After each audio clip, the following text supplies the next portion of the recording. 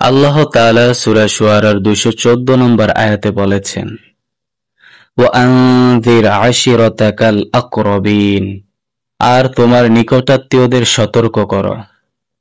এই আয়াত নাজিল হওয়ার পর রাসূল সাল্লাল্লাহু আলাইহি ওয়াসাল্লাম সিদ্ধান্ত নিলেন তিনি তার জাতিকে প্রকাশ্যে ইসলাম ও তাওহীদের দাওয়াত দেবেন। একদিন নবী করিম সাল্লাল্লাহু আলাইহি ওয়াসাল্লাম মক্কার চাপা পাহাড়ে উঠলেন।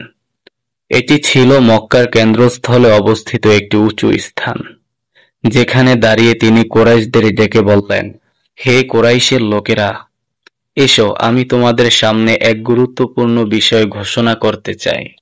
তখন কুরাইশের বিভিন্ন বংশের লোকজন সবাই এসে জড়ো হলো। কেউ কেউ নিজে না আসতে পারলেও তার প্রতিনিধি পাঠালো, কারণ তারা জানতো মুহাম্মদ সাল্লাল্লাহু আলাইহি ওয়াসাল্লাম কখনো মিথ্যা বলতেন না। যখন সবাই উপস্থিত হলো তখন নবী সাল্লাল্লাহু আলাইহি ওয়াসাল্লাম বললেন, বলতো, যদি আমি তোমাদের বলি এই পাহাড়ের পেছনে একটি সেনাবাহিনীর দল আছে যারা তোমাদের আক্রমণ করতে যাচ্ছে, তোমরা কি আমাকে বিশ্বাস করবে? সবাই এক বাক্যে বলল, অবশ্যই, আমরা কখনো তোমার কাছ থেকে মিথ্যা কথা শুনিনি। তখন নবী সাল্লাল্লাহু আলাইহি ওয়াসাল্লাম বললেন, তবে আমি তোমাদের সতর্ক করছি, আল্লাহর কঠোর শাস্তি তোমাদের সামনে আসছে। তোমরা এক আল্লাহর ইবাদত করো, অন্য কাউকে তার সাথে শরীক করো না। যদি না করো তাহলে তোমাদের জন্য ভয়াবহ পরিণতি রয়েছে। এ কথা শুনে নবী সাল্লাল্লাহু আলাইহি ওয়াসাল্লামের চাচা আবু লাহাব প্রচন্ড রেগে গিয়ে বলল, তাব্বা লাহা ইয়া মুহাম্মদ আলিহাযা জামাআতানা, ধ্বংস হোক তোমার জন্য হে মুহাম্মদ, তুমি কি এসব কথা বলার জন্যই আমাদের এখানে জড়ো করেছ? এই কথার উত্তরে আল্লাহ তাআলা সঙ্গে সঙ্গে তার রাসূলকে সান্ত্বনা দিয়ে এবং আবু লাহাবের ধ্বংসের ঘোষণা দিয়ে সূরা লাহাব নাজিল করেন।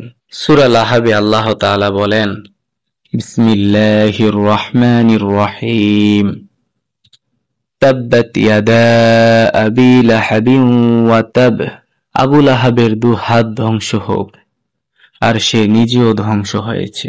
এখানে দু হাত দ্বারা বোঝানো হয়েছে তার শক্তি, কর্ম ও সামর্থ্য। আবু লাহাব ছিলেন নবী সাল্লাল্লাহু আলাইহি ওয়াসাল্লামের চাচা, কিন্তু তিনিই ছিলেন ইসলামের সবচেয়ে তীব্র শত্রু। তিনি নবীকে কষ্ট দিতেন এবং ইসলাম প্রচারে বাধা দিতেন এবং উপহাস করতেন। আল্লাহ তাআলা তাকে ধ্বংসের ঘোষণা দিয়েছেন। সে সত্যিই ধ্বংস হয়ে গেছে।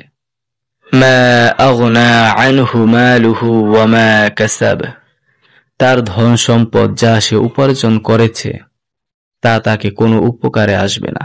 তার সম্পদ, সম্মান, সন্তান কিছুই তাকে আল্লাহর শাস্তি থেকে রক্ষা করতে পারবে না। আবু লাহাব ছিল ধনী ও অহংকারী। সে ভেবেছিল ধন সম্পদ তাকে নিরাপদ রাখবে। আল্লাহ তা ভ্রান্ত প্রমাণ করেছে। সায়াসলা নারান যাতা লাহাব, অচিরেই সে প্রবল জ্বলন্ত আগুনে প্রবেশ করবে। এখানে ইঙ্গিত করা হয়েছে জাহান্নামের আগুনের দিকে, যা অতি ভয়াবহ। ওয়া আমরাতুহু হাম্মালাতাল হাতাব, আর তার স্ত্রীও জাহান্নামে যাবে, যে কাঠ বহন করত, অপরের বিরুদ্ধে চুগলখড়ি করত। তার স্ত্রী উম্মে জামিল আবু সুফিয়ানের বোন নবীর বিরুদ্ধে চুগলখড়ি করত, কাটার ঢাল রেখে নবীর চলার পথে কষ্ট দিত। এজন্য তাকে হাম্মালাতাল হাতব বলা হয়েছে, অর্থাৎ কাঠ বা আগুন বহনকারী নারী। ফি জিদিহা হাবলুম মিন মাসাদ, তার গলায় থাকবে খেজুরের আঁশের দড়ি। জাহান্নামে তার গলায় থাকবে খেজুরের আঁশ দিয়ে বানানো দড়ি, যা দিয়ে সে আগুনের কাঠ টানবে বা নিজেই তাতে বাঁধা থাকবে। আল্লাহর রাসূলের বিরোধিতা ধ্বংস ডেকে আনে, যা ধনী বা ক্ষমতাবানই হোক না কেন। সম্পদ ও বংশ গৌরব কাউকে রক্ষা করতে পারে না যদি ঈমান না থাকে। অন্যের বিরুদ্ধে চুগলখড়ি, কষ্ট দেওয়া ও অহংকার আল্লাহর কাছে কঠিন অপরাধ। আল্লাহর প্রতিশ্রুতি নিশ্চিত। এই সূরা জীবনদশায় প্রমাণিত হয়, কারণ আবু লাহাব ইসলামের পরাজয় দেখতে পাওয়ার আগেই করুণভাবে মারা যায়।